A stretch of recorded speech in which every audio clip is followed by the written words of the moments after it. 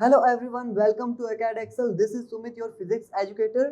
Students, आज हम start करने जा रहे हैं प्रारंभ सीरीज में एक नया chapter, that is electromagnetic waves. Okay, इसमें आज हम इसका फर्स्ट लेक्चर डिस्कस करेंगे और उसके लर्निंग ऑब्जेक्टिव्स आप देख सकते हैं क्या क्या है। Understand the concept of displacement current. हम डिस्प्लेसमेंट करंट का कॉन्सेप्ट समझेंगे।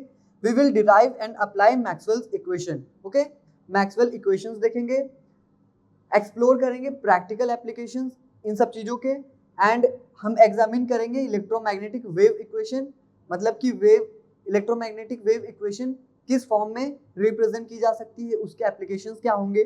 ठीक है, इलेक्ट्रोमैग्नेटिक वेव प्रोपेगेशन, यहाँ पे हम इलेक्ट्रोमैग्नेटिक वेव का प्रोपेगेशन कैसे होगा मीडियम में वो डिस्कस करेंगे। फाइन।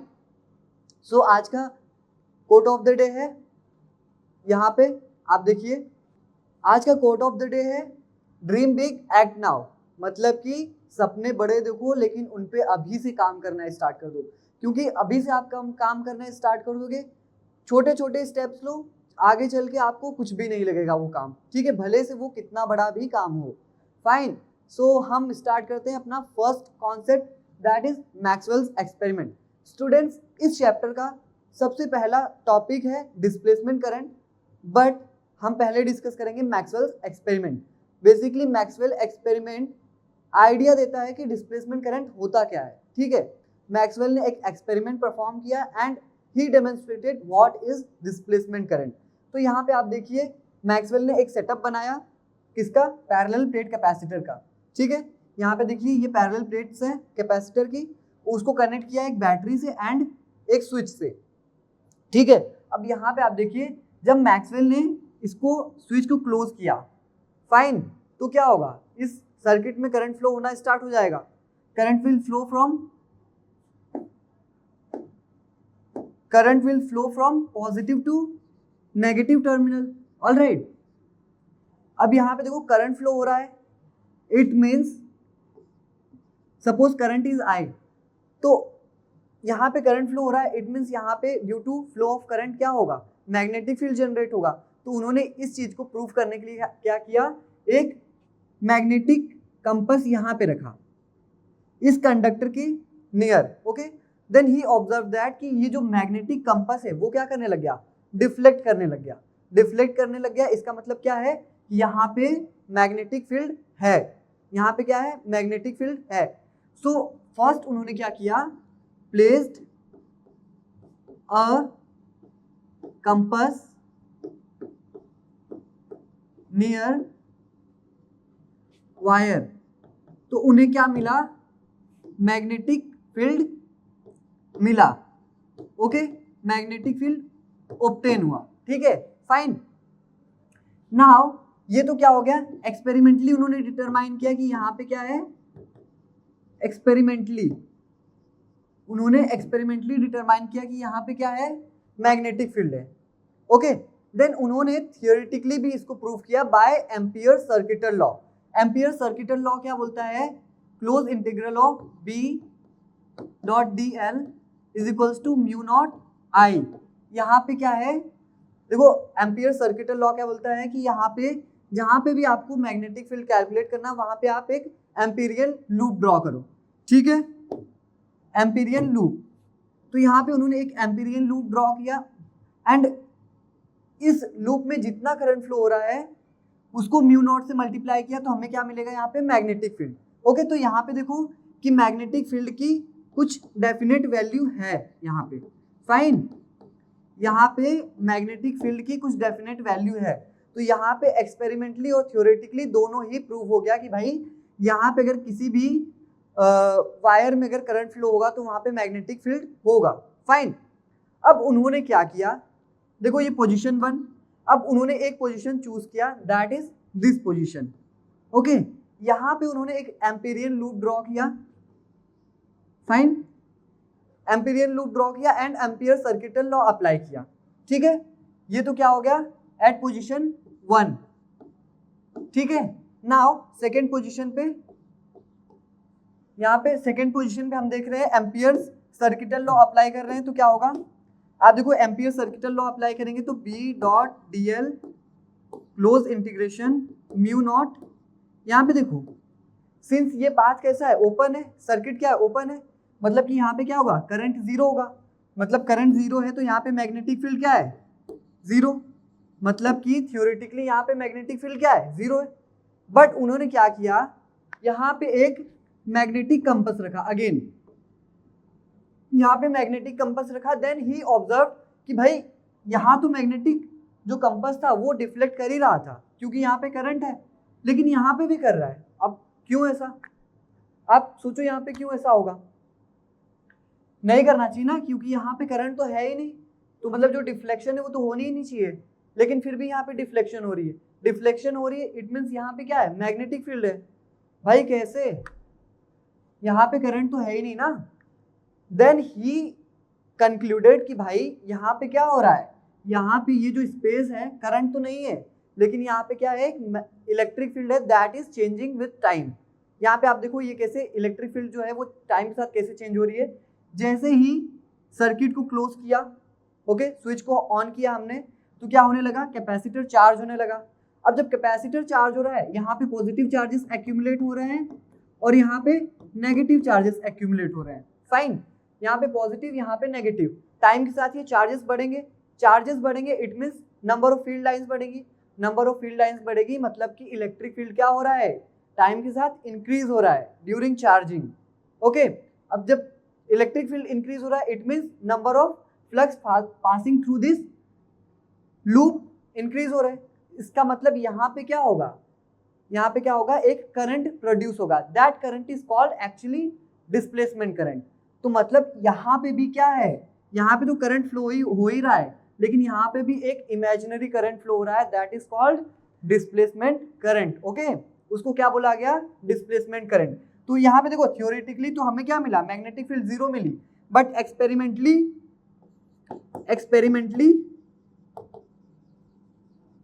एक्सपेरिमेंटली यहाँ पे मैग्नेटिक फील्ड ऑब्टेन हो गई, फाइन, एंड वो मैग्नेटिक फील्ड ऑब्टेन हुई किस वजह से, क्योंकि यहाँ पे भी एक करंट फ्लो हो रहा है, and that current is called displacement current, और वो करंट किस वजह से आया है, चेंजिंग इलेक्ट्रिक फील्ड की वजह से, ठीक है। तो हम देखते हैं एक्चुअली अब डिस्प्लेसमेंट करंट क्या होता है, ठीक है। यहाँ पे आप देखो डिस्प्लेसमेंट करंट क्या होता है, displacement current is the rate of change of the electric field, simple, मतलब कि इलेक्ट्रिक फील्ड चेंज होगा तो वहां पे एक करंट प्रोड्यूस होगा, that is called displacement current. और डिस्प्लेसमेंट करंट को कैसे एक्सप्रेस किया जाता है, उसका नोटेशन होता है I D, and that is expressed by this formula epsilon naught D phi E by D T, okay. ये क्या है, डिस्प्लेसमेंट करंट का फॉर्मूला है। यहाँ पे आप देख सकते हैं D phi E by D T, मतलब क्या क्या, rate of change of flux, मतलब कि फ्लक्स चेंज होने की वजह से क्या आया, आईडी आया, फ्लक्स चेंज हो रहा है it means electric field change हो रहा है, इलेक्ट्रिक फील्ड चेंज हो रहा है इट मींस डिस्प्लेसमेंट करंट आया है, फाइन। तो यहाँ पे आप देखो कि यहाँ पे आप देखो करंट आईसी फ्लो हो रहा है, हमने नीचे का अरेंजमेंट ड्रॉ नहीं किया है, डायरेक्ट हमने ये वाला पार्ट शो किया है। करंट यहाँ पे क्या है, IC, this current is called conduction current, and यहाँ पे भी एक करंट फ्लो हो रहा है, that is ID, okay, that is ID, fine. And ये आईडी क्यों फ्लो हो रहा है, अभी हमने डिस्कस किया कि due to change in electric field, okay, क्योंकि यहाँ पे टाइम के साथ पॉजिटिव चार्जेस एक्यूमुलेट हो रहा है और यहाँ पे नेगेटिव, इसकी वजह से क्या हो रहा है, फ्लक्स में इंक्रीमेंट हो रहा है, और फ्लक्स में इंक्रीमेंट हो रहा है तो यहाँ पे इलेक्ट्रिक फील्ड इंक्रीज हो रही है, इलेक्ट्रिक फील्ड इंक्रीज हो रही है, इट मीन्स यहाँ पे क्या आएगा, एक करंट आएगा, that is called displacement current, that's it. और कंटिन्यूटी प्रिंसिपल के अकॉर्डिंग जो कंडक्शन करंट होता है वो किसके इक्वल होता है, डिस्प्लेसमेंट करंट के इक्वल होता है, तभी तो भैया कैपेसिटर में करंट फ्लो होता है, नहीं तो फिर देखो मान लो ये प्लेट से कैपेसिटर के, ठीक है, अगर यहाँ पे करंट फ्लो ही नहीं होता तो यहाँ पे भी तो आईसी नहीं जा पाता ना, ठीक है। तो इसके अकॉर्डिंग ये क्या होगा, आईसी इज इक्वल्स टू क्या हो जाएगा, आईडी हो जाएगा, fine. And one important thing कि आईडी तभी तक एग्जिस्ट करेगा जब तक यहाँ पे ना चार्जिंग की प्रोसेस हो रही हो। Once your capacitor gets fully charge तो यहाँ पे जो आईडी की वैल्यू है वो क्या हो जाएगी, जीरो हो जाएगी। देखो आप मान लो आपका कैपेसिटर फुल्ली चार्ज हो गया, मतलब अब वहाँ पे क्या हो रहा है, चार्जेस का एक्यूमुलेशन नहीं हो रहा है प्लेट्स पे। अब जब चार्जेस का एक्यूमुलेशन नहीं हो रहा है तो क्या होगा कि वहां पे इलेक्ट्रिक फील्ड चेंज नहीं होगी। अब जब इलेक्ट्रिक फील्ड चेंज ही नहीं हो रही तो भैया ये जो आईडी है वो आएगा कहाँ से, ये तो कांस्टेंट हो गया ना, तो आईडी क्या हो जाएगा, जीरो हो जाएगा। Fine, so this is displacement current. तो इसकी डेफिनेशन आप देखिए, displacement current is the rate of change of electric field treated as current in Maxwell's equation. Okay, displacement current is nothing, it is actually imaginary current, जो कि Maxwell ने अपने convenience के लिए बना दिया था। ठीक है, accounting for time varying electric fields in capacitors और डाइइलेक्ट्रिक्स। ओके, ये कैपेसिटर्स के लिए यूज होते हैं और तभी तक जब तक इलेक्ट्रिक फील्ड क्या हो, टाइम वेरिंग हो, मतलब कि इलेक्ट्रिक फील्ड चेंज हो रही हो टाइम के साथ। फाइन, सो इसी की वजह से अब देखो क्या हो रहा था, हमने डिस्प्लेसमेंट करंट का जो कॉन्सेप्ट है वो कहाँ से डिराइव किया था, एम्पियर सर्किटल लॉ से। ठीक है, तो अब भैया जब ampere circuital law theoretically fail हो जा रहा है तो उसमें कुछ तो मॉडिफिकेशन करना पड़ेगा ना। तो मैक्सवेल ने एम्पियर सर्किटल लॉ को मॉडिफाई किया। ओके, तो उसको यहाँ पे हम पढ़ते हैं modification of ampere circuital law. Okay, देखो एम्पियर्स लॉ क्या था, एम्पियर्स लॉ क्या था हमारे पास, एम्पियर्स लॉ क्या था, एम्पियर्स लॉ क्या था, B vector dot dl vector close integration this is equals to mu naught I C. Basically यहाँ पे कंडक्शन करंट की बात की थी। फाइन, बट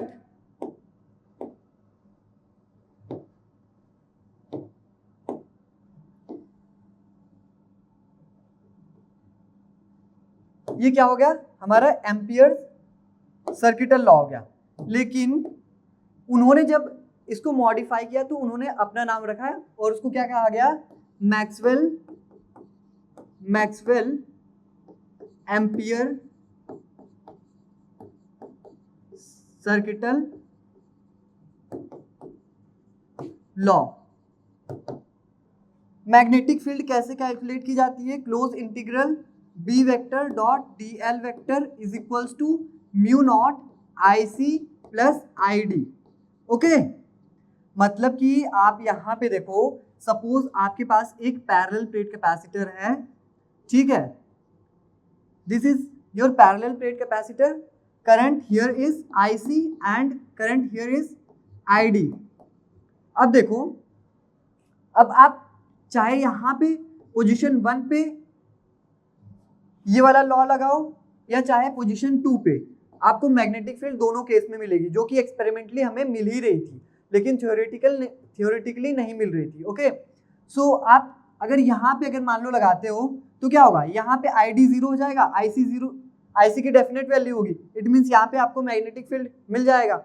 एंड अगर यहाँ पे आप लगाते हो लॉ तो यहाँ पे IC 0 हो जाएगा एंड ID की कुछ डेफिनेट वैल्यू होगी तो आपको यहाँ पे मैग्नेटिक फील्ड मिल जाएगा। Fine, so this is how Maxwell modified Ampere's law, जो कि किसको रिलेट कर दिया, डिस्प्लेसमेंट करंट को। ओके, एंड यहाँ से एक बहुत ही ज्यादा इंपॉर्टेंट कंक्लूजन निकला कि अगर देखो हम ID की वैल्यू यहाँ पे लिखते हैं, चलो हम एक्सप्रेस करते हैं इसको, B vector dot dl vector is equals to mu naught IC plus ID की वैल्यू क्या थी भैया, epsilon naught d phi e by dt।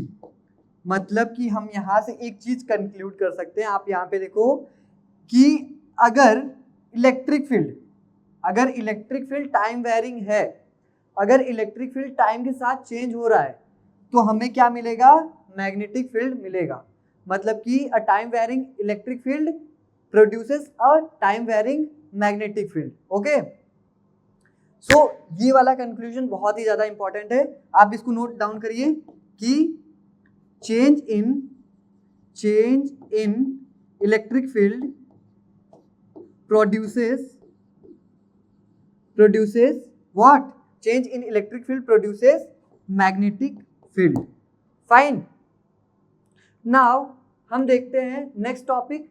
Okay, हम अब डिस्कस करते हैं कुछ examples on displacement current. Fine, यहाँ पे देखिए एग्जांपल में क्या बोला जा रहा है, a capacitor has been charged by a DC source, ठीक है, एक कैपेसिटर को डीसी सोर्स के द्वारा चार्ज कर दिया गया है।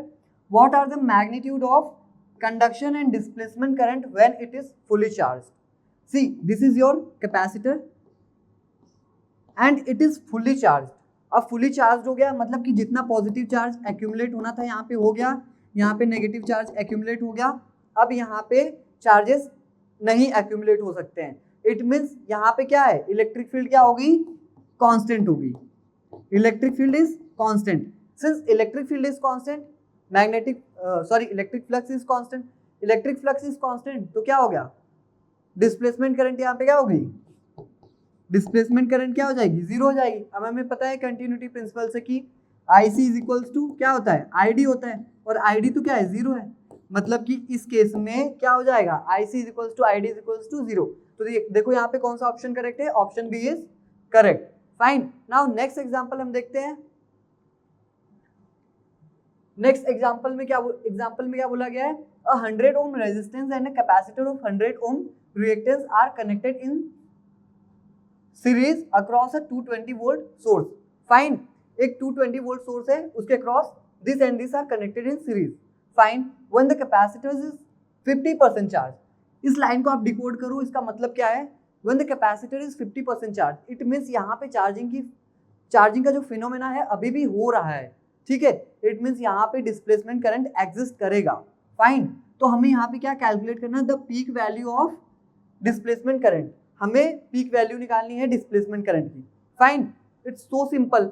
हम क्या कर सकते हैं, हमें पता है कि IC इज इक्वल्स टू क्या होता है, ID होता है।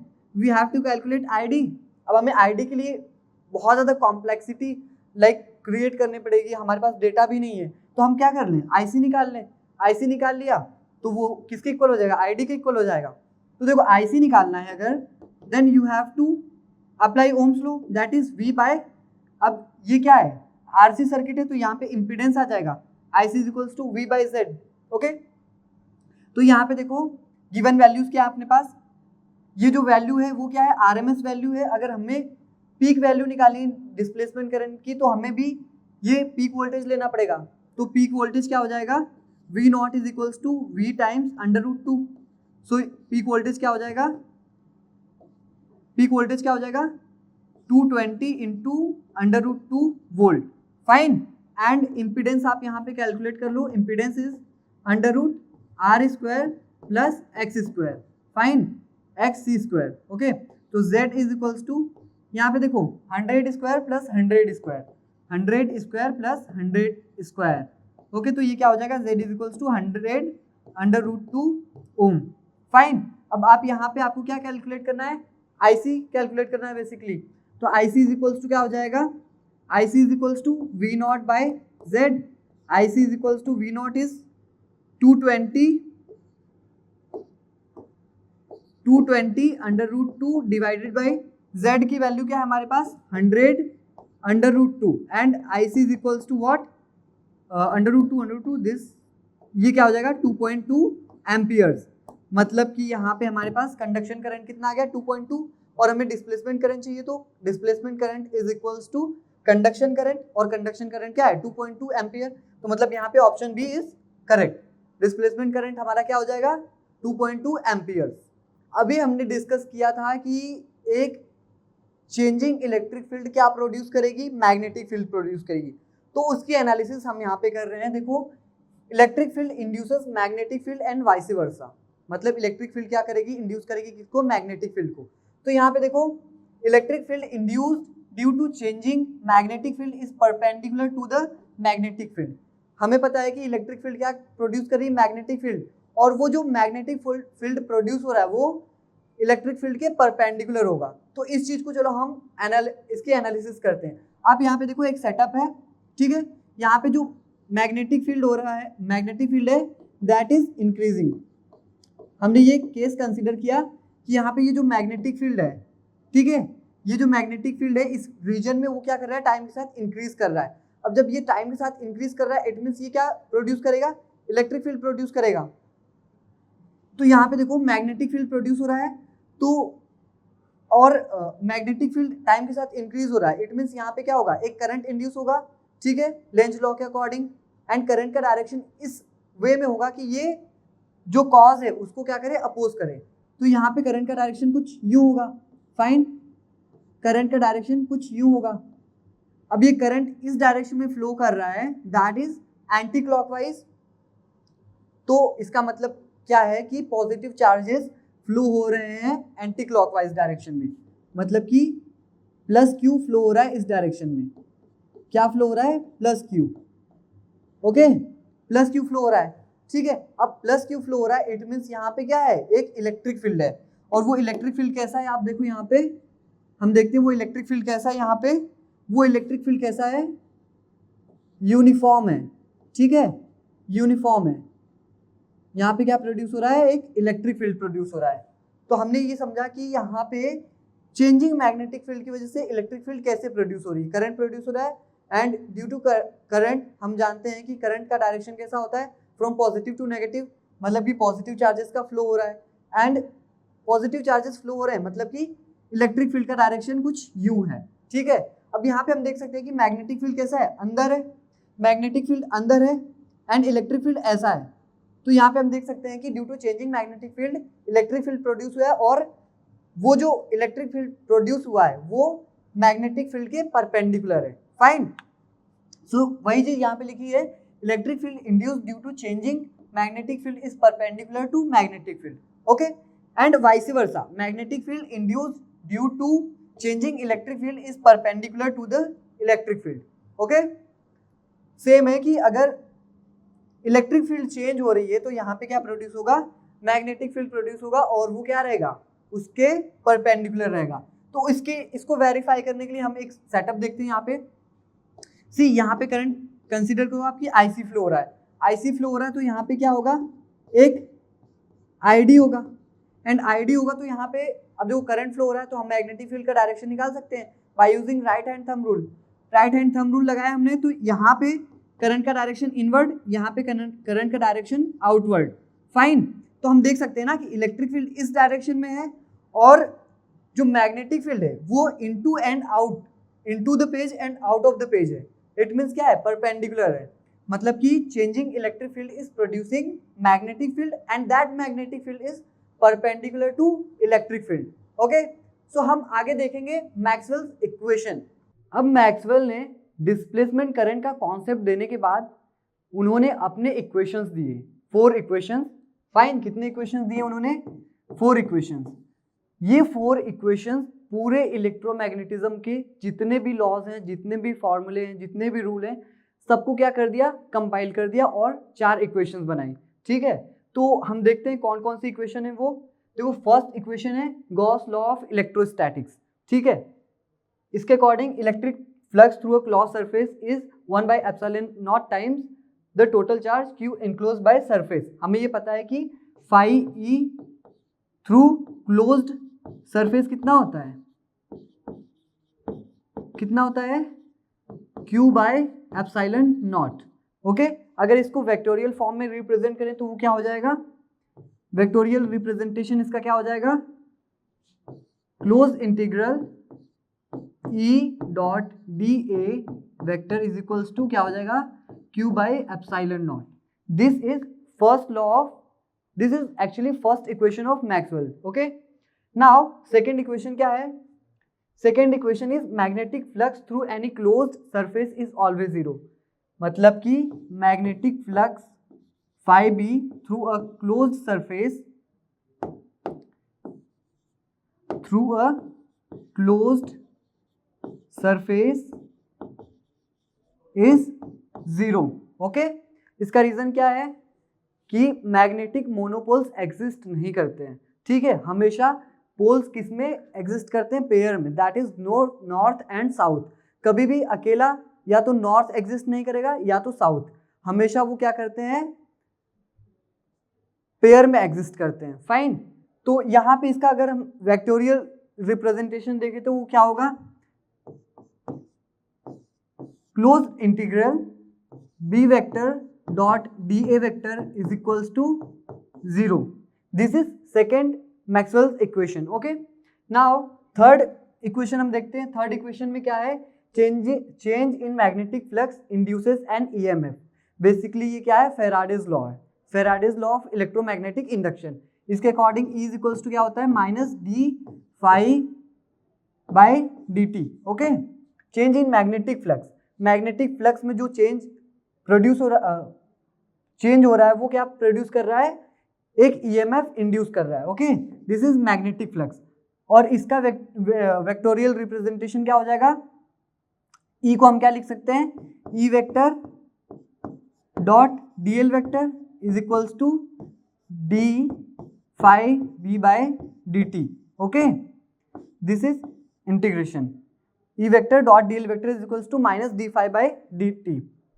नाउ फोर्थ इक्वेशन क्या है, fourth equation is changing electric field induces a magnetic field. अभी हमने डिस्प्लेसमेंट करंट का कॉन्सेप्ट देखा था, उसमें क्या बोला था कि एक चेंजिंग इलेक्ट्रिक फील्ड क्या प्रोड्यूस करेगा, मैग्नेटिक फील्ड प्रोड्यूस करेगा एंड वाइस वर्सा। उसको हमने कैसे रिप्रेजेंट किया था, by Ampere Maxwell's law. Okay, and वो क्या था, closed integral B vector dot D L vector is equals to what, mu naught I C plus I D. अगर हम यहाँ पे आई डी की वैल्यू लिखें तो क्या हो जाएगी, B vector dot D L vector is equals to mu naught I C plus epsilon naught D phi E by D T. मतलब कि यहाँ पे एक चेंजिंग इलेक्ट्रिक फील्ड क्या प्रोड्यूस कर रहा है, मैग्नेटिक फील्ड प्रोड्यूस कर रहा है। ऑलराइट, सो अब हम देखते हैं concept of electromagnetic waves. Okay, मतलब कि इलेक्ट्रोमैग्नेटिक वेव्स प्रोड्यूस कैसे होती हैं। ठीक है, तो यहाँ पे आप देखिए एक केस हम देखते हैं कि जब चार्ज रेस्ट पे हो, बेसिकली जो इलेक्ट्रोमैग्नेटिक वेव होती है वो एक ऑसिलेटिंग चार्ज से प्रोड्यूस होती है। फाइन, मतलब अगर एक चार्ज एक स्पेस में ऑसिलेट कर रहा है, then due to oscillation of charge वहाँ पे क्या क्रिएट होगा, एक वेरिंग इलेक्ट्रिक फील्ड प्रोड्यूस होगी and due to that varying electric field वहाँ पे क्या होगा, एक वेरिंग मैग्नेटिक फील्ड प्रोड्यूस होगा। ठीक है, एंड वो electric field and magnetic field medium में इनफाइनाइटली प्रोपेगेट करेंगे and they will form a electromagnetic wave. Okay, so हम देखते हैं कि जब चार्ज रेस्ट में हो तो उस कंडीशन में electric field and magnetic field क्या होंगे। Fine, C this is charge, suppose this is charge. Okay, and ये रेस्ट में, इट मीन्स यहाँ पे जो इलेक्ट्रिक फील्ड है वो क्या है, कांस्टेंट है। देखो यहाँ पे फील्ड लाइंस कैसी रहेंगी, डेफिनेट रहेंगी ना, एंड वो रेडियली आउटवर्ड एमिट होंगी। तो यहाँ पे जो इलेक्ट्रिक फील्ड है वो क्या है, कांस्टेंट है, एंड इलेक्ट्रिक फील्ड कांस्टेंट है तो क्या होगा, मैग्नेटिक फील्ड प्रोड्यूस होगा या नहीं, नहीं होगा। मतलब कि magnetic field is zero. Okay, magnetic field is zero, मतलब चार्ज जब रेस्ट पे हो तो इलेक्ट्रिक फील्ड क्या रहेगा, कांस्टेंट रहेगा एंड मैग्नेटिक फील्ड जीरो रहेगा। इस केस में क्या होगा, इलेक्ट्रोमैग्नेटिक वेव का प्रोडक्शन होगा या नहीं, नहीं होगा। फाइन, नाउ जब चार्ज यूनिफॉर्म वेलोसिटी से मूव करे तो इस केस में क्या होगा, सी this is charge and it is moving with uniform velocity v। तो इस केस में क्या होगा, जो electric field and magnetic field है वो क्या होंगी, दोनों ही क्या होंगी, कांस्टेंट होंगी। फाइन, दोनों ही क्या होंगी, कांस्टेंट होंगी। नाउ जब चार्ज एक्सेलरेट कर रहा हो, मीन्स जब चार्ज ऑसिलेट कर रहा हो, तो इस केस में क्या होगा, electric field and magnetic field दोनों ही क्या होगा, टाइम वेयरिंग होगा।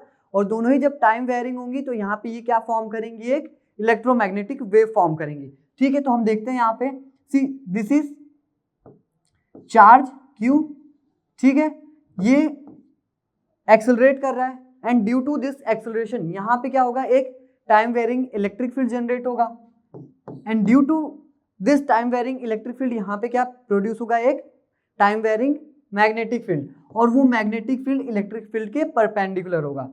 Fine, this is changing fields. Alright, now अब हम देखते हैं, अभी तो हमने समझा कि कॉन्सेप्ट ऑफ इलेक्ट्रोमैग्नेटिक वेव होता क्या, मतलब वो कैसे प्रोड्यूस होती है। अब हम देखते हैं कि उसकी प्रॉपर्टीज क्या होती हैं एंड मतलब कि वो मीडियम में प्रोपेगेट कैसे होती हैं एक्चुअली। तो यहाँ पे आप देखिए फर्स्ट पॉइंट पे क्या बोला जा रहा है, electromagnetic wave is radiated produced by N accelerated और ऑसिलेटिंग चार्ज पार्टिकल। अभी हमने डिस्कस किया था जब थर्ड वाला केस देखा था तो उसमें क्या हो रहा था, चार्ज ऑसिलेट कर रहा था and due to that oscillation वहां पे क्या प्रोड्यूस हो रहा था, एक इलेक्ट्रोमैग्नेटिक वेव प्रोड्यूस हो रहा था। Fine, electromagnetic wave propagates in space through oscillations of electric and magnetic field. ठीक है, अब देखो चार्ज ऑसिलेट हो रहा है and due to that oscillation electric field and magnetic field produce होंगे और वो दोनों क्या करेंगे, परपेंडिकुलरली ऑसिलेट करेंगे and they will form a electromagnetic wave. Okay, और आगे क्या बोला है, perpendicular to each other, this two fields are perpendicular to each other the direction of wave propagation. मतलब कि magnetic field and electric field perpendicularly oscillate करेंगी and उनका जो डायरेक्शन होगा वो कैसा होगा, जो डायरेक्शन ऑफ प्रोपेगेशन है उसके परपेंडिकुलर होगा। यहाँ पे हम देख सकते हैं, सी इस वाले एक्सिस पे इलेक्ट्रिक फील्ड ऑसिलेट कर रहा है एंड इस वाले एक्सिस पे मैग्नेटिक फील्ड ऑसिलेट कर रहा है। फाइन, यहाँ पे ये क्या है, इलेक्ट्रिक फील्ड है, ऑसिलेट कर रहा है, मैक्सिमा एंड मिनिमा बन रहा है इसका, एंड इस वाले फील्ड पे क्या हो रहा है, मैग्नेटिक फील्ड ऑसिलेट कर रहा है। फाइन, एंड इन जो डायरेक्शन ऑफ वेव प्रोपेगेशन है वो कैसा है, इसके परपेंडिकुलर है। मतलब हम देख सकते हैं कि direction of wave propagation electric field and magnetic field क्या है, perpendicular to each other. This is a very important characteristic of a electromagnetic wave. हम देखते हैं next property, since the oscillation of electric field and magnetic field occur perpendicular to direction of wave propagation, EMW is a transverse wave। Transverse wave में क्या होता था कि जो disturbance था, जो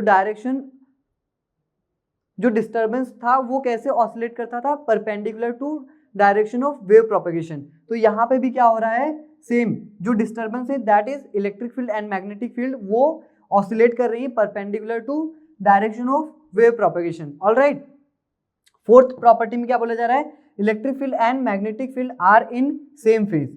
हम यहाँ पे देख सकते हैं कि जो इलेक्ट्रिक फील्ड और मैग्नेटिक फील्ड है वो दोनों सेम टाइम में मैक्सिमा और मिनिमा को टच कर रही है। ठीक है, यहाँ पे आप देखो मैक्सिमा मैग्नेटिक फील्ड का एंड इलेक्ट्रिक फील्ड का सेम टाइम में बन रहा है। इट मीन्स ये दोनों क्या है, सेम फेज में है। तो इसका मतलब क्या हुआ कि it means they reach their maxima and minima together. Alright, now यहाँ पे हम देखते हैं direction of velocity of wave can be calculated by cross product of electric field and magnetic field. जो डायरेक्शन ऑफ वेव प्रोपेगेशन है उसको हम कैसे कैलकुलेट कर सकते हैं, अगर हम इलेक्ट्रिक फील्ड और मैग्नेटिक फील्ड का क्रॉस प्रोडक्ट लें तो उसके जो परपेंडिकुलर वाला डायरेक्शन आएगा वो क्या रहेगा, डायरेक्शन ऑफ वेव प्रोपेगेशन, मतलब कि ई क्रॉस बी। ऑलराइट, से सपोज अगर ये आई कैप में है एंड ये जे कैप में है तो आई क्रॉस जे क्या होता है, के होता है। मतलब कि जो डायरेक्शन ऑफ वेव प्रोपेगेशन होगा वो किस डायरेक्शन में हो जाएगा, K cap means Z direction में। Alright, now energy corresponding to the electric field and magnetic field is equal. Since electromagnetic wave medium में प्रोपेगेट हो रही है मतलब कि वो एनर्जी कैरी करेगी। ठीक है, तो जो टोटल एनर्जी होगा वो इक्वली डिवाइड होगा किसमें, electric field and magnetic field में। मतलब कि energy corresponding to electric field is equals to energy corresponding to magnetic field. Alright, now यहाँ पे एक एग्जांपल हम देखते हैं, the electric and the magnetic field associated with an EM wave propagating along the positive z axis can be represented by। ठीक है, एक wave plus z axis में प्रोपेगेट हो रहा है तो यहाँ पे हमें क्या कैलकुलेट करना है, direction of electric and magnetic field. Okay, अब देखो आप, हमें पता है कि डायरेक्शन ऑफ वेव प्रोपेगेशन हम कैसे निकाल सकते हैं, by taking cross product of electric field and magnetic field. E cross B अगर हम लें तो हमारे पास क्या आ जाएगा, डायरेक्शन ऑफ वेव प्रोपेगेशन। और डायरेक्शन ऑफ वेव प्रोपेगेशन कैसा है, z प्लस जेड एक्सिस है, मतलब कि क्या है, प्लस के कैप में है। ऑलराइट, अब हम किन दो यूनिट वेक्टर्स का प्रोडक्ट ले, क्रॉस प्रोडक्ट की हमारे पास प्लस के कैप मिल जाए। ऑब्वियसली इलेक्ट्रिक फील्ड क्या होना चाहिए, आई कैप होना चाहिए, और ये क्या होना चाहिए, जे कैप होना चाहिए। आप यहाँ पे देखो आई कैप, जे कैप, के कैप, मतलब कि आई क्रॉस जे क्या देगा हमको, के देगा। ठीक है, तो यहाँ पे कौन सा ऑप्शन करेक्ट हो जाएगा हमारे पास, option A will be correct.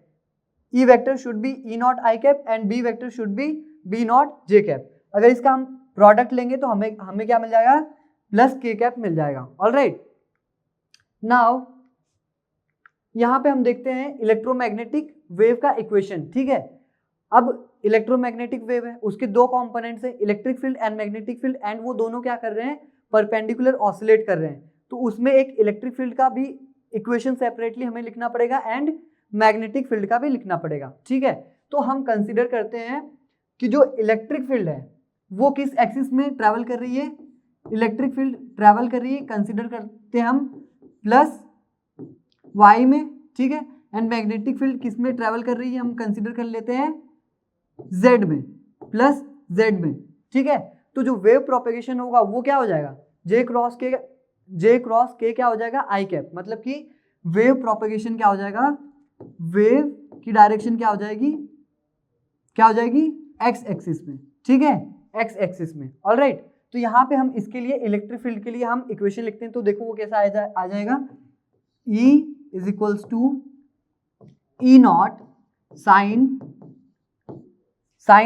फिर इसके अंदर क्या आएगा, वेव किस मीडियम में प्रोपेगेट हो रही है, एक्स में, तो यहाँ पे क्या आएगा के X minus omega T, and electric field किस एक्सिस में है, वाई एक्सिस में, तो यहाँ पे क्या आ जाएगा J cap, E is equals to E naught sine K X minus omega T J cap, ठीक है। अब यहाँ पे ये इलेक्ट्रिक फील्ड किस डायरेक्शन में है, वाई में है, तो यहाँ पे आप एक सबस्क्रिप्ट लगा दो वाई। सेम हम इक्वेशन लिख सकते हैं मैग्नेटिक फील्ड के लिए, सेम पैटर्न रहेगा, तो वो क्या हो जाएगा, बी किस डायरेक्शन में है, जेड में, तो B Z is equals to what, B naught sine K X minus omega T, यहाँ पे क्या आ जाएगा, जेड में है, तो यहाँ पे क्या आ जाएगा के कैप, ऑलराइट। तो ये हो गई इलेक्ट्रिक एंड मैग्नेटिक फील्ड की इक्वेशन इन इलेक्ट्रोमैग्नेटिक वेव। यहां से हम एक चीज कंक्लूड कर सकते हैं कि देखो आप के एक्स और ओमेगा टी का साइन क्या है, ऑपोजिट है, इट मीन्स ये जो वेव है वो किस डायरेक्शन में ट्रेवल कर रही है, प्लस एक्स एक्सिस में, ठीक है, किसमें, प्लस एक्स एक्सिस। सेम यहाँ पे भी के एक्स माइनस ओमेगा टी है, तो वेव किस में ट्रेवल कर रही है, प्लस एक्स एक्सिस में,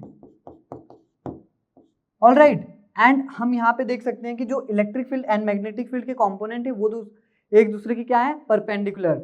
नाउ अब हम देखते हैं एक एग्जांपल इसके बेसिस पे, the electric field part of an electromagnetic wave in a medium is represented by this, Ex मतलब उसका x कंपोनेंट 0 है, y कंपोनेंट दे रखा है, एंड z कंपोनेंट क्या है, 0 है, देन वेव कैसा है, ठीक है। तो यहाँ पे देखो आपको चार ऑप्शन दिए, moving along x direction with frequency this and wavelength this, moving along x direction with frequency this and wavelength this, moving along this, मतलब यहाँ पे बेसिकली आपको direction of wave propagation, frequency and wavelength calculate करना है। तो यहाँ पे हम देख सकते हैं कि ये ओमेगा टी है एंड ये क्या है, के एक्स है, ठीक है। तो ओमेगा टी और के एक्स का जो साइन है वो कैसा है, ऑपोजिट है, मतलब कि ये क्या है, प्लस एक्स एक्सिस में ट्रैवल कर रही है, प्रोपेगेट कर रही है। तो यहाँ पे देखो कौन सा ऑप्शन करेक्ट हो सकता है हमारा, देखो ये वाला ऑप्शन और ये वाला ऑप्शन तो इनकरेक्ट होगा, क्योंकि नेगेटिव एक्स में नहीं कर रही है एंड वाई में नहीं कर रही है, ऑलराइट, वो किस में कर रही है, प्लस एक्स में कर रही है। अब हम यहाँ पे कैलकुलेट करते हैं उसकी फ्रीक्वेंसी। अब यहाँ पे आप देखो ये ओमेगा टी वाला पार्ट है, मतलब कि ओमेगा की वैल्यू क्या है, 2 पाई इंटू 10 की power 6, omega is equals to क्या गिवन है, 2 पाई इंटू 10 की पावर 6, तो ओमेगा इज इक्वल्स टू क्या होता है, 2 pi, F is equals to 2 pi into 10 की पावर 6, मतलब कि यहाँ पे एफ की वैल्यू क्या आ गई, 10 की पावर 6 हर्ट्ज, मतलब कि फ्रीक्वेंसी कितनी है, वेव की फ्रीक्वेंसी कितनी है, 10 की पावर 6 हर्ट्ज, ऑलराइट, ठीक है। अभी तक दोनों ऑप्शन सेम है। अब हमें क्या कैलकुलेट करना है, वेवलेंथ कैलकुलेट करना है। तो देखो यहाँ पे के एक्स है, के की वैल्यू क्या हमारे पास, पाई इंटू 10 की पावर -2, तो के क्या होता है, 2 पाई बाय लेमडा, मतलब लेमडा इज इक्वल्स टू क्या हो जाएगा, 2 पाई बाय के, यहाँ पे आप वैल्यूज पुट कर दो, तो 2 पाई बाय के क्या हो जाएगा, पाई इंटू 10 की power -6, alright, this is actually 10 की पावर -2, तो यहाँ से हमारे पास लेमडा इज इक्वल्स टू क्या आ जाएगा, पाई पाई कैंसिल, तो ये क्या आ जाएगा 200 मीटर, ऑलराइट, मतलब कि वेवलेंथ कितना हो गया 200 मीटर। तो यहाँ पे कौन सा ऑप्शन करेक्ट है, देखो प्लस एक्सिस में मूव कर रहा है, फ्रीक्वेंसी कितनी 10 की पावर 6 हर्ट्ज है, एंड वेवलेंथ कितना 200 मीटर। तो यहाँ पे कौन सा ऑप्शन करेक्ट है? Option B is correct. Alright, now अब हम देखते हैं स्पीड ऑफ इलेक्ट्रोमैग्नेटिक वेव कितनी होती है। ठीक है, उसको हम कैसे एक्सप्रेस कर सकते हैं इन terms of electric field and in terms of permeability and permittivity. Alright, तो यहाँ पे हमें पता है कि speed of electromagnetic wave in vacuum कितनी होती है? 3 × 10⁸ मीटर पर सेकेंड। कितनी होती है? स्टैंडर्ड वैल्यूज की कितनी होती है? 3 × 10⁸ मीटर पर सेकेंड। ऑलराइट, बट अगर उसको हम electric field and magnetic field के टर्म्स में रिप्रेजेंट करना चाहें तो वो कैसे होगा? क्या होगा? C = E0/B0, जहाँ पे E और B क्या है? Electric field and magnetic field की पीक वैल्यूज हैं। फाइन, और इसको ये किसके इक्वल होगी? C, that is speed of light, जो कि जिसकी न्यूमेरिकल वैल्यू कितनी रहती है? 3 × 10⁸ मीटर पर सेकेंड। ऑलराइट, अगर हम इसको परमिएबिलिटी एंड परमिटिविटी के टर्म्स में अगर रिप्रेजेंट करना चाहें तो वो कैसे रहेगा? C = 1/√ε0μ0। This is expression for speed of light in terms of permeability and permittivity. Alright, अब हम देखते हैं कि अगर वही इलेक्ट्रोमैग्नेटिक वेव किसी मीडियम में प्रोपेगेट कर रही है तो डेफिनेटली उसका स्पीड क्या हो जाएगा? डिक्रीज हो जाएगा। इट मीन्स 3 × 10⁸ मीटर पर सेकेंड नहीं रहेगा, कुछ कम हो जाएगा उससे। ठीक है, तो उस केस में अगर हम उसकी स्पीड को रिप्रेजेंट करना चाहे तो वो कैसे होगा? V = E0/B0। मतलब यहाँ पे क्या है? ये जो V है वो क्या है? Speed of light electromagnetic wave in medium. ठीक है, और E0 एंड B0 क्या है? Peak value of electric field and magnetic field of electromagnetic wave in that medium. Okay, and अगर उसको हम परमिएबिलिटी एंड परमिटिविटी के टर्म्स में एक्सप्रेस करें तो वो क्या हो जाएगी? That will be equals to V = C/√μr∈r। Okay, यहाँ पे μr एंड εr क्या है? Relative permeability and relative permittivity. μr क्या है? रिलेटिव परमिएबिलिटी एंड εr क्या है? Relative permittivity. Sorry, this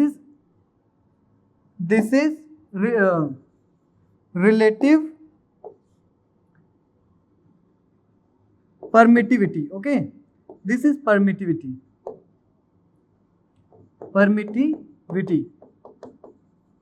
all right, तो this is how we can represent speed of electromagnetic wave in terms of electric field, magnetic field and permittivity and permittivity. All right, अब हम देखते हैं energy density of electromagnetic waves.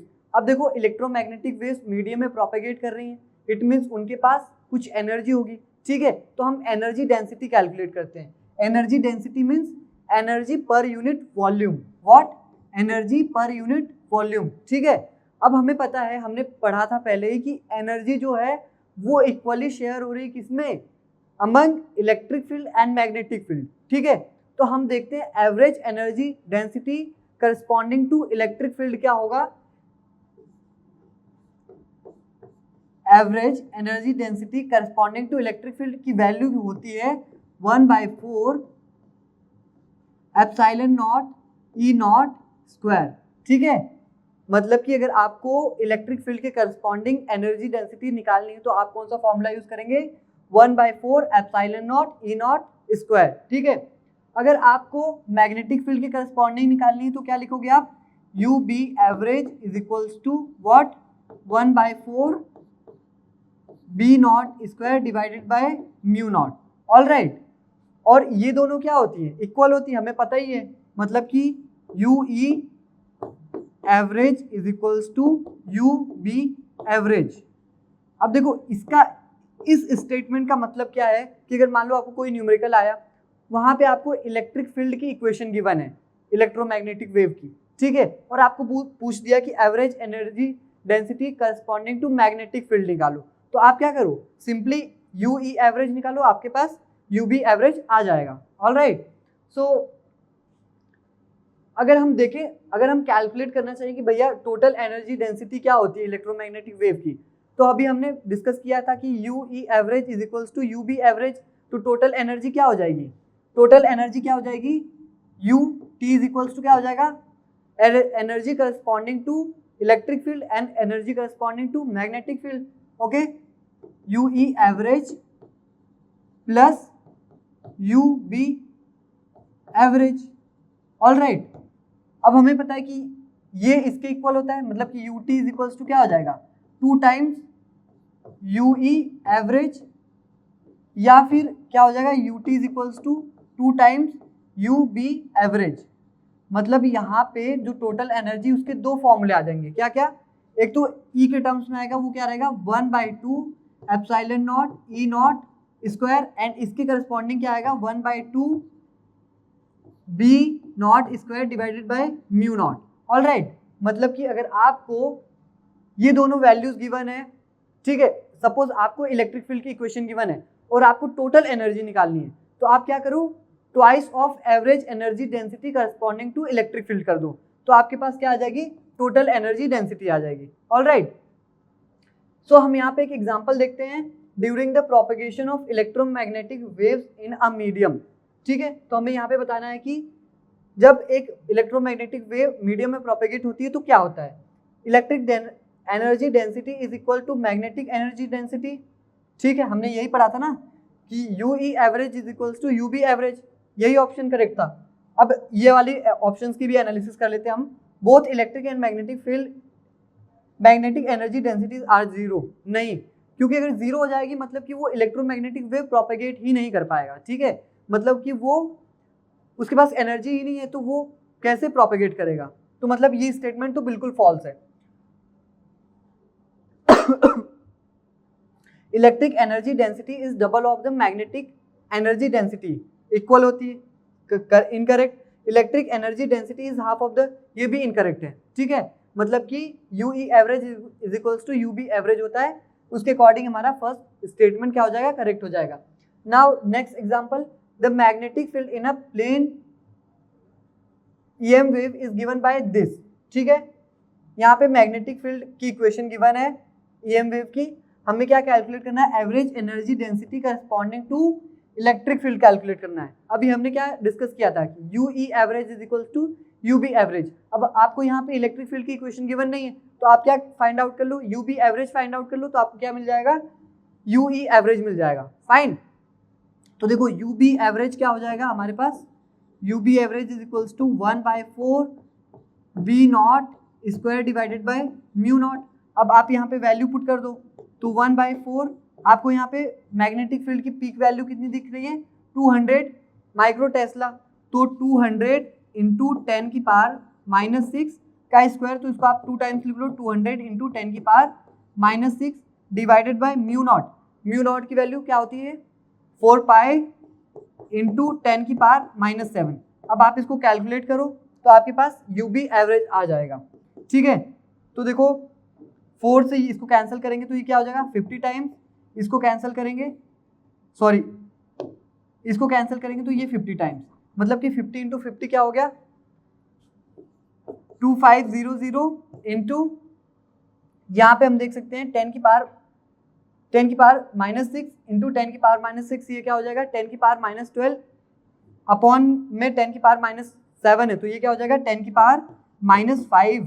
Okay, upon में देखो पाई है, पाई को हम अप्रोक्सीमेटली 3 कंसिडर कर लेते हैं, 3. ऑल राइट, अब यहाँ पे देखो ये क्या बन रहा है 2500 इंटू 10 की पावर -5, इसको हम क्या लिख सकते हैं 25/3 इंटू 10 की power -3 joule per metre cube. All right, अब आप देखो अगर इसको हम अप्रोक्सीमेटली कैंसिल करें तो ये 8 टाइम्स जाएगा, मतलब कि यू बी एवरेज कितना आ जाएगा हमारे पास, यू बी एवरेज की वैल्यू क्या आ जाएगी हमारे पास 8, 10 की पावर -3 को मिली लिख सकते हैं, milli joule per metre cube. All right, अब हमारे पास यू बी एवरेज की वैल्यू आ गई, तो यू बी एवरेज किसके इक्वल होता है, यू ई एवरेज के इक्वल होता है.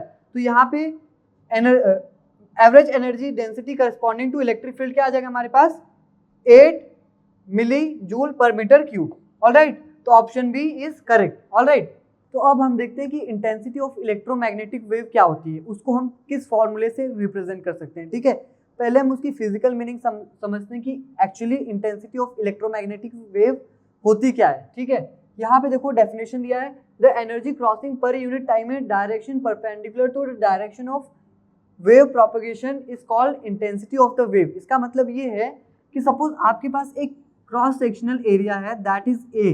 ठीक है, यहाँ पे यूनिट टाइम में कितना एनर्जी फ्लो हो रहा है, यूनिट टाइम में इस क्रॉस सेक्शनल एरिया से कितनी एनर्जी ट्रांसमिट हो रही है, उसको हम क्या बोलेंगे, इंटेंसिटी ऑफ वेव। ठीक है, तो यहाँ पे देखो सपोज यूनिट टाइम टी में एनर्जी कितनी रेडिएट हो रही है, यहाँ पे सपोज दैट इज यू। तो यहाँ पे जो इंटेंसिटी का एक्सप्रेशन है वो क्या हो जाएगा, general expression I is equals to energy passing through a unit cross sectional area, okay, per unit time, मतलब I is equals to U by A into T.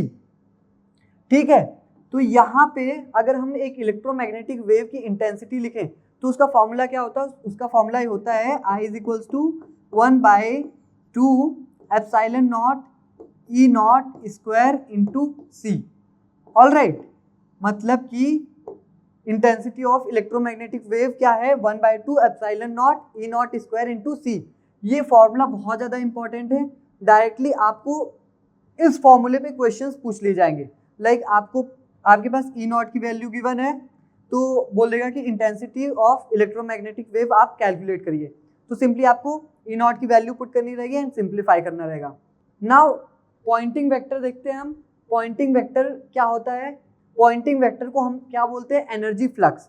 Energy flux means एक cross sectional area से कितनी energy पास हो रही है, that is called energy flux. Okay, तो यहाँ पे देखो S vector represents the direction of energy flow पर unit area per unit time along the direction of wave propagation. यहाँ पे ये वाली लाइन आप देखो, डायरेक्शन ऑफ एनर्जी फ्लो पर unit area per unit time, मतलब इसका क्या है, एनर्जी फ्लो पर unit area per unit time क्या है, इंटेंसिटी है। मतलब कि पॉइंटिंग वेक्टर क्या बताता है हमें, direction of intensity of wave. मतलब कि पॉइंटिंग वेक्टर बेसिकली क्या है, पॉइंटिंग वेक्टर को एस वेक्टर से रिप्रेजेंट करते हैं और ये बेसिकली क्या बताता है हमें, direction of intensity of electromagnetic wave. मतलब कि ये वेक्टर रिप्रेजेंटेशन है किसका, इंटेंसिटी का। तो इसको हम कैसे एक्सप्रेस कर सकते हैं, S vector is equals to mod of, मतलब magnitude of intensity into direction of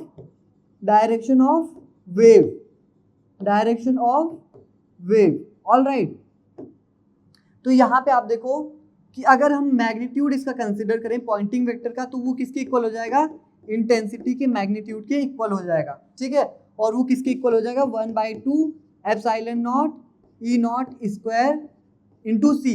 इतना ही कॉन्सेप्ट है आपके चैप्टर में पॉइंटिंग वेक्टर का। ठीक है, मतलब बेसिकली जो पॉइंटिंग वेक्टर का मैग्नीट्यूड है वो किसके इक्वल है, इंटेंसिटी ऑफ इलेक्ट्रोमैग्नेटिक वेव के इक्वल है। नाउ हम डिस्कस करेंगे relation between power and intensity. Power and intensity के बीच में क्या रिलेशन होगा वो हम देखेंगे। ठीक है, अभी हमने देखा था कि I इज इक्वल्स टू क्या होता है, energy per unit time per unit area per unit time. Okay, तो I is equals to U by T क्या हो जाएगा, पावर बाय एरिया। मतलब कि इंटेंसिटी एंड पावर में क्या रिलेशन है, I is equals to P by A. ठीक है, I is equals to P by A. अगर हम एक इस पॉइंट सोर्स कंसिडर करें, ठीक है, suppose this is a point source and इसमें से इलेक्ट्रोमैग्नेटिक वेव्स एमिट हो रही हैं, तो वो कैसे एमिट होंगी, suppose this is point source, तो इलेक्ट्रोमैग्नेटिक वेव इस डायरेक्शन में भी इमिट होगी, नीचे भी इमिट होगी, ऊपर भी इस डायरेक्शन। मतलब कि कैसे इमिट हो रही है, स्फेरिकली। यहाँ पे आप देखो डायरेक्शन ऑफ जो एमिशन होगा इलेक्ट्रोमैग्नेटिक वेव का वो कैसा होगा, हर एक डायरेक्शन में होगा। मतलब कि वो एक स्फीयर फॉर्म करेगी। ठीक है, सपोज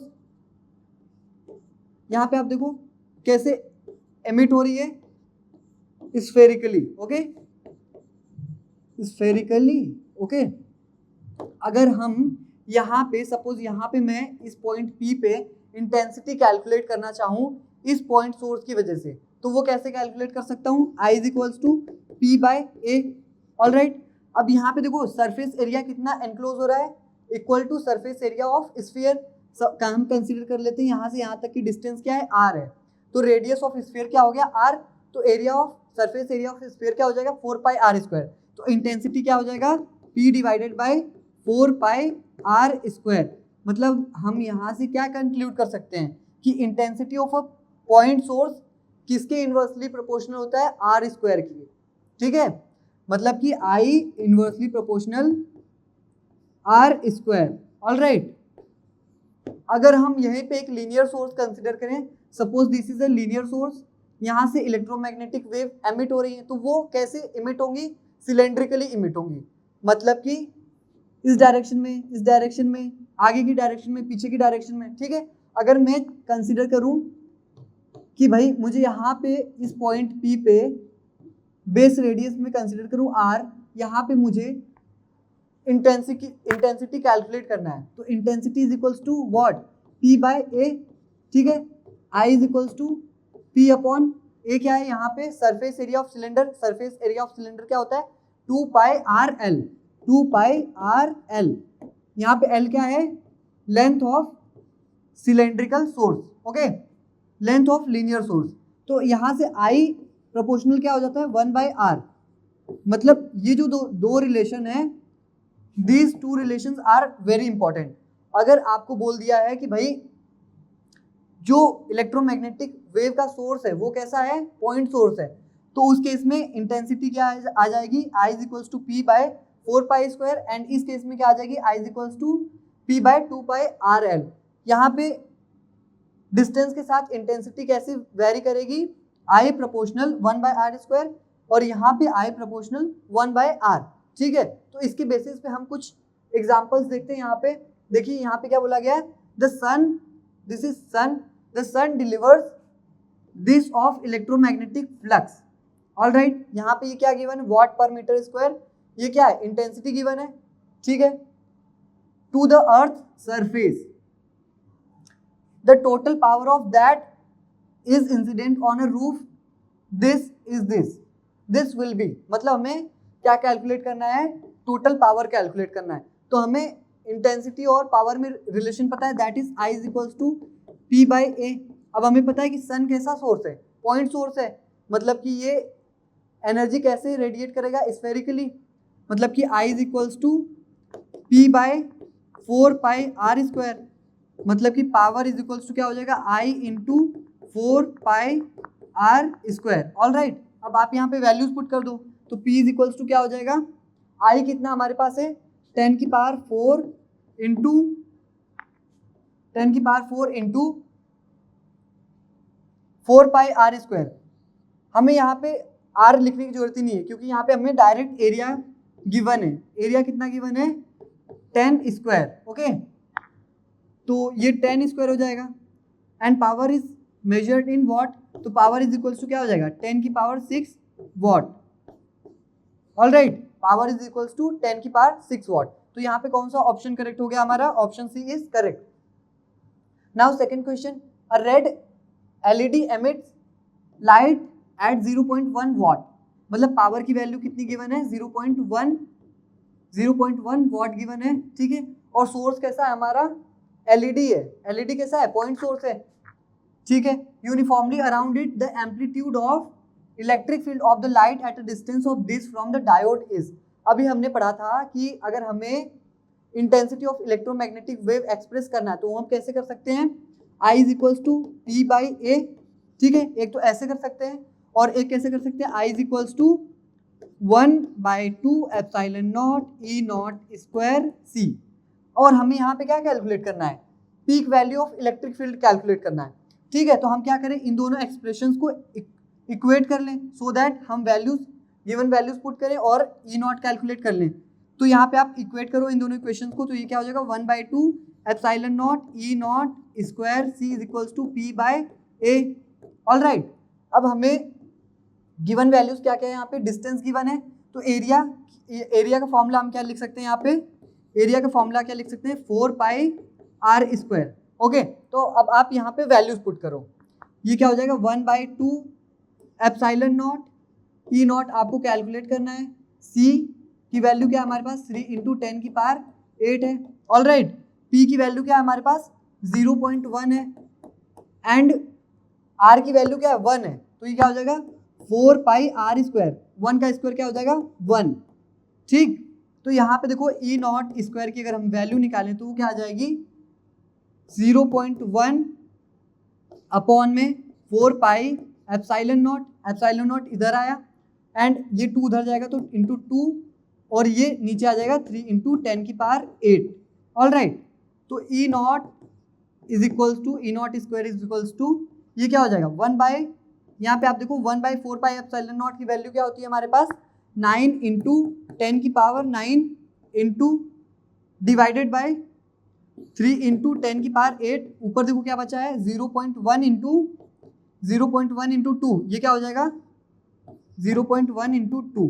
ठीक है, यहाँ पे आप इसको सिंप्लीफाई करो तो देखो ये क्या हो जाएगा ई नॉट की वैल्यू हमारे पास क्या आ जाएगी 9 इंटू 2 18 हो जाएगा, 18 डिवाइडेड बाई 3 क्या हो जाएगा 6 इंटू ये क्या हो जाएगा 10 की पावर 9 इंटू 0.1 क्या हो जाएगा 10 की पावर 8 और 10 की पावर 8 डिवाइडेड बाई 10 की पावर 8 क्या हो जाएगा 1। मतलब ई नॉट की वैल्यू हमारे पास क्या आ गई, कितनी आ गई √6 वोल्ट पर मीटर।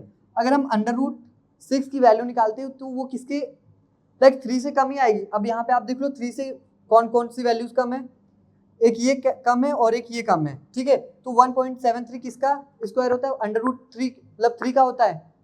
तो यहाँ पे देखो करेक्ट ऑप्शन कौन सा हो जाएगा हमारे पास 2.45 वोल्ट पर मीटर, मतलब कि एम्पलीट्यूड ऑफ इलेक्ट्रिक फील्ड क्या आ जाएगा 2.45 volt per metre. So students this was all about today's lecture. आज हमने क्या क्या सीखा, concept of displacement current, Maxwell's equation हमने देखे, ठीक है, उसका एप्लीकेशन देखा, फिर हमने पावर एंड इंटेंसिटी में रिलेशन देखी। ठीक है, बहुत ज़्यादा इंपॉर्टेंट कॉन्सेप्ट है ये, यहाँ इन कॉन्सेप्ट से डायरेक्टली एग्जाम में क्वेश्चंस आते हैं। ठीक है, तो आप इन कॉन्सेप्ट को अच्छे से प्रैक्टिस करो। हम मिलते हैं नेक्स्ट लेक्चर में, टिल देन थैंक यू।